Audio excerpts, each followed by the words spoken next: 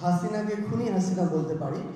তো যে কোনো একজন রাজনীতিবিদকে অবশ্যই আমাদের জায়গা থেকে তাদের যে ভূমিকাটুকু থাকা দরকার সেটুকু আমরা উল্লেখ করার মতো সৎ সাহস আমাদের রাখা উচিত।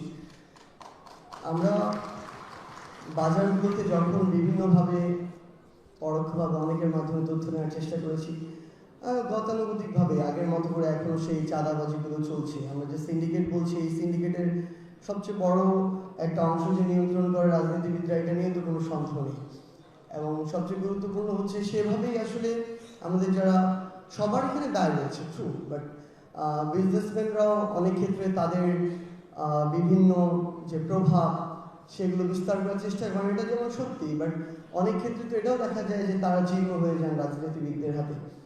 সো আমরা কারওয়ান বাজার থেকে শুরু করে বাংলাদেশের বিভিন্ন বড় বড় যে বাজারগুলো সেগুলোতে যখন কথা বলার চেষ্টা করেছি, তখন এমন বিভিন্ন ক্ষেত্রেই দেখেছি এই খুচরা বাজার যেগুলোর সাথে মানুষ সরাসরি অনেক বেশি সম্পৃক্ত, সেই বাজারে একটা জিনিসের মূল্য 1.5 গুণ থেকে 2 গুণ বেড়ে যায় শুধুমাত্র এরকম কয়েকটা স্টেক হোল্ডারকে চাঁদা দিতে হয় দেখে। সো তাদের উপস্থিতিটা গুরুত্বপূর্ণ। আমরা আশা করি যে বণিক বার্তা যে আয়োজন করছে, পরবর্তীতে এই আয়োজন তাদের উপস্থিতিতে আরও সমৃদ্ধ এবং কার্যকর হবে। আমাদের জায়গা থেকে সবচেয়ে বড় যেটা সীমাবদ্ধতা মনে হয়েছে অল্প কিছুদিনে রাষ্ট্রকে বিভিন্ন অ্যাঙ্গেল থেকে দেখে, সেটা হচ্ছে আমাদের এরকম অনেক পলিসি ফোরাম হয়, আলোচনা হয়, অনেক মানুষজন আসেন, গুরুত্বপূর্ণ। কিন্তু সবচেয়ে বড় কথা হচ্ছে এখান থেকে বের হওয়ার পরে গতানুগতিক আগের মতো চলতে থাকে। মানে এখানে অনেক গুরুত্বপূর্ণ পয়েন্ট আসে, আমাদের খাতায় নোট হয়, ফাইনালি সেগুলো খাতায় নোট হিসেবে থেকে যায়, কিংবা অনেক ক্ষেত্রে দেখা যায় যে সে খাতাটাও কোথায় আছে আমরা জানি না। সেগুলো কোনো ইমপ্লিমেন্টেশন নাই। তো আমরা দিন শেষে আসলে অন্তর্বর্তীকালীন সরকারের কাছে ইমপ্লিমেন্টেশনটা দেখতে চাই, কিন্তু আমাদের কেন জানি মনে হচ্ছে আর কি যে অন্তর্বর্তীকালীন সরকারে খুব ভালো ভালো মানুষ, ভালো মনের যারা মানুষ, তারা আমাদের উপদেষ্টা পরিষদে রয়েছেন।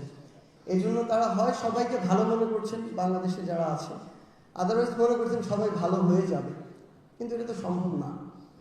এই যুগের পর যুগ ধরে সবার রক্তে যে কালচারগুলো জেনেটিক্যালি একদম মডিফাইড হয়ে গিয়েছে, সেগুলোকে বের করে একটা নতুন পরিবর্তিত সিস্টেম নিয়ে আসার জন্য আমাদের যে লেভেলের স্ট্রিক্ট হওয়া প্রয়োজন, ল অ্যান্ড অর্ডারের যে এনফোর্সমেন্ট আমরা প্রত্যাশা করি, সেটা তেমন কিছু আমরা দেখতে পাচ্ছি না আসলে।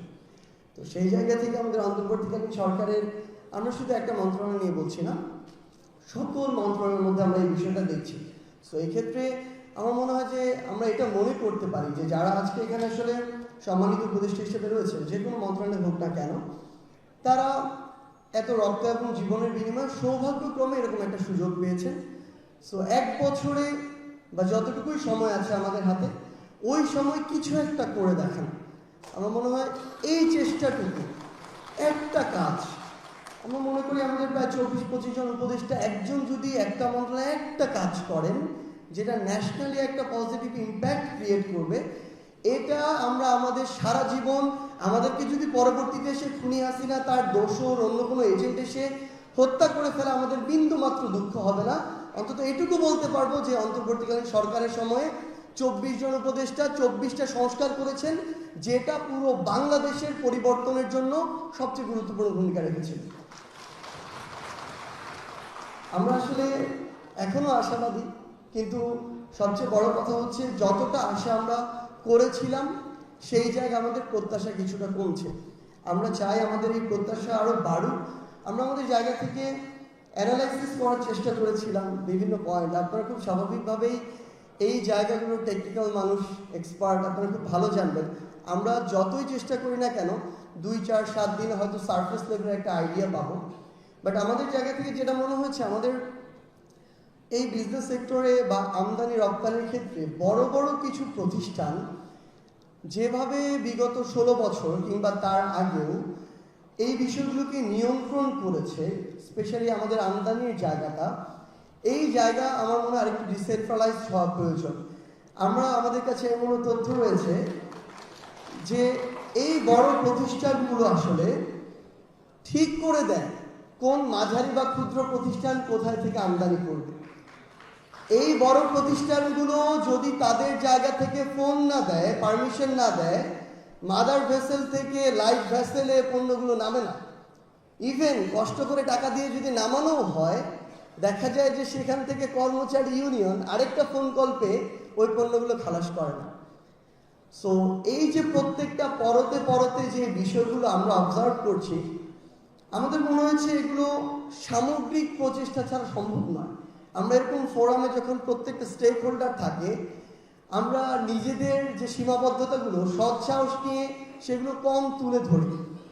আমরা আরেকটা জায়গা, যে জায়গায় প্রত্যাশা করি সেই সীমাবদ্ধতাগুলো তুলে ধরি। কিন্তু আমরা আমাদের জায়গা থেকে যেটুকু দেখেছি এখন পর্যন্ত, যে আমাদের প্রত্যেকটা স্টেক হোল্ডার এখানে দায় রয়েছে, কাজ করার জায়গা রয়েছে। সো এই পণ্য খালাস বলি, আমদানি রপ্তানি বলি, আমাদের প্রতিযোগিতার এই বাজার বলি, এবং মজার আরেকটা বিষয় আমরা লক্ষ্য করলাম, এই বড় বড় যে প্রতিষ্ঠানগুলো রয়েছে তারা এই বাংলাদেশের মার্কেট প্লেসে একটা প্রতিষ্ঠান আরেকটা প্রতিষ্ঠানের প্রতিযোগী না হয়ে তারা সহযোগী হয়ে এরিয়া ভাগ করে নিয়েছে।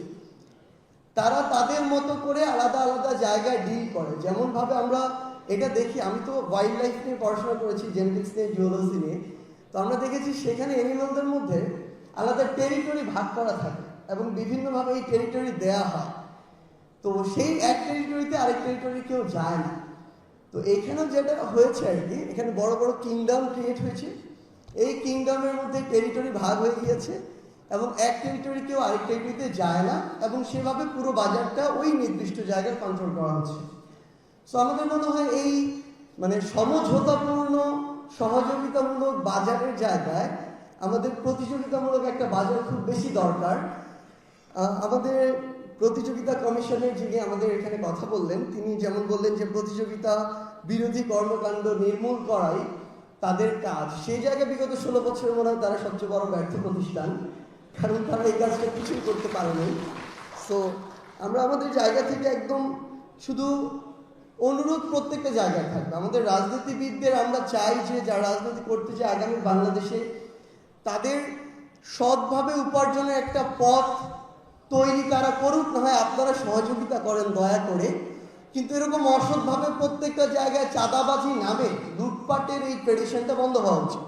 এটা রাজনীতিবিদদের পক্ষ থেকে এই কাজটা তাদের করতে হবে। একইভাবে বিজনেসম্যান এখানে যারা রয়েছেন, আপনারা আপনাদের জায়গায় যদি এই প্রতিযোগিতামূলক বাজারটা বা আপনাদের জায়গা থেকে যতটা কাজ করা যায়, ইভেন একদম দুইটা শব্দ দিয়ে বলি, সরকার কাজ করছে মূল্যস্ফীতি নিয়ে, আমাদের বড় বড় বিজনেসম্যানদের কাজ করতে হবে লোভ স্ফীতি নিয়ে। মানে এই লোভের যে স্ফীতি, এটা আমাদের মনে কিছুটা কমানো উচিত। যে বড় থেকে বড় এম্পায়ার তৈরি করা, এই জায়গার পাশাপাশি দেশ এবং মানুষের জন্য কিছু একটা করা, মানে এই কাগজের অর্থ থেকে শুরু করে অন্যান্য জিনিস 100 বছর পরে নাও থাকতে পারে, কিন্তু আপনারা এমন কিছু একটা বাংলাদেশের জন্য করেন। ইভেন এটা একটা টেকনিক্যাল ইউনিভার্সিটি হতে পারে, একটা মেডিকেল ইউনিভার্সিটি হতে পারে, এনিথিং, কিছু একটা করেন যেটার জন্য 100-200 বছর পরেও মানে আপনাদের নাম বাংলাদেশের নামের সাথে উচ্চারিত হবে। আমরা তো পৃথিবীর বড় বড় ইউনিভার্সিটিগুলো যেগুলো দেখছি, এগুলো একটাও কিন্তু এরকম পাবলিক ইউনিভার্সিটি না, ব্যক্তিগত জায়গাতে। আমরা হার্ভার্ডের কথা যদি বলি, এটা তো কোনো একজন ব্যক্তির নাম থেকেই আসা, বড় বড় ফাউন্ডেশন থেকেই আসা। সো এই কাজগুলো আমরা আপনাদের জায়গা থেকে আসলে প্রত্যাশা করি। বড় বড় অনেক গ্রুপ রয়েছে যাদের নামে বেনামে অনেক ভালো কাজ এবং কলঙ্ক রয়েছে, কিন্তু বড় করে বলার মতো একটা প্রতিষ্ঠান, যে প্রতিষ্ঠানটা অলাভজনক হিসেবে দেশ এবং মানুষের জন্য কাজ করে, এরকম প্রতিষ্ঠান খুব কম। সো আমরা আপনাদের জায়গা থেকে এই কর্মকাণ্ডগুলো একটু প্রত্যাশা করি। সরকারের জায়গা থেকে মনিটরিংটা খুব গুরুত্বপূর্ণ। মনিটরিং যেন লোক দেখানো না হয়, রুটিন ডিউটি যেন না হয়, মানে দরদ নিয়ে যে করা, এই দরদটা আমরা আমাদের জায়গা থেকে চাই। আর আমার যেটা মনে হয় আসলে সরকারের পক্ষ থেকে এই মনিটরিংয়ে যে বিভিন্ন কর্মকাণ্ড নেওয়া হয়, একটা কিছু সেশন হওয়া উচিত। এই সেশনটা যেই জায়গাটাতে কিছুটা রেসপেক্ট কাজ করে, কিছুটা অবনত, সেরকম কেউ কারো একটা ধর্মীয় এরকম শ্রদ্ধাবোধের জায়গা আছে, সেই জায়গায় নমনীয়, তাদের জন্য সেরকম একটা আমার মনে প্রোগ্রাম হতে পারে। কারণ অন্য কোনো একটা জায়গায় এরকম যেই জায়গা নিয়ে কথা বললে তার মনের ভিতরে একটা আত্মিক তৃপ্তি আসে, ওই জায়গায় তাকে সংশোধনের একটা বার্তা দেওয়া হতে পারে মেডিটেশনের মাধ্যমে, অন্য কোনো। আমার মনে হয় এরকম নতুন কিছু প্রোগ্রাম হাতে নেওয়া উচিত। আমাদের লোক যেন এত বড় না হয়ে যায় প্রত্যেকটা ক্ষেত্রে। আমরা সরকারের কথা বলি, রাজনীতিবিদদের কথা বলি, আমাদের যারা বিজনেস কমিউনিটি আছে তাদের কথা বলি, সবার ক্ষেত্রে ওই যে ব্যক্তি স্বার্থটাকে প্রাধান্য দেওয়ার যে বিষয়টা, এটা থেকে বের হয়ে আসার জন্য এরকম ভিন্ন ধর্মী কিছু আমার মনে হয় প্রোগ্রাম অ্যারেঞ্জ করাটা ইম্পর্টেন্ট, যেখানে দেশ এবং মানুষের স্বার্থটাকে প্রায়োরিটি দেওয়া হবে। আমি 30 সেকেন্ডে শেষ করছি। আরেকটা হচ্ছে প্রবলেম হওয়ার পরে সলিউশন খোঁজা এবং কেন প্রবলেম হলো সেটা খোঁজার যে কালচার, সেটা থেকে দয়া করে আমাদের সবার বের হয়ে এসে দীর্ঘমেয়াদী প্রি প্ল্যান নেয়া, যে আমরা কিভাবে এটা করতে পারি, এটা নেয়া এবং ইমপ্লিমেন্টেশনটা আমরা যেন দেখতে পাই, এটাই প্রত্যাশা। দিন শেষে এই কথাগুলোর কোনো ভ্যালু থাকবে না যদি না এখান থেকে বের হয়ে আমরা বিন্দু মাত্র সিঙ্গেল কোনো ইমপ্লিমেন্টেশনের দিকে না যাই। আশা করছি অন্তত 1% হলেও একটা পরিবর্তন আমরা এই প্রোগ্রামের মধ্যে দিয়ে পাবো।